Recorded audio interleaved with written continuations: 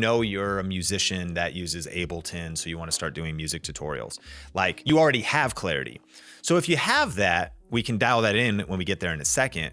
But there's this whole other category where, you know, someone's listening to this, they know they want to start, but they're unsure. They have a million questions about what niche, what topic, what about this, what about that? And I would encourage you to just start posting videos. Just try something. Don't overthink it, because we do learn by doing. And I know for me, because I didn't have fierce clarity when I started, I just started posting random videos on my Sean Cannell channel.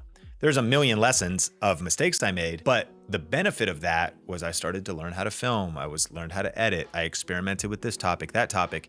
And even though the brand ended up being kind of not great and the niche wasn't really clear and I was all over the place, and that wasn't my successful YouTube channel, I haven't even uploaded there in years. It was a personal development experience, a skill development experience. And I like to say I have 4 YouTube channels that helped me eventually start a successful one.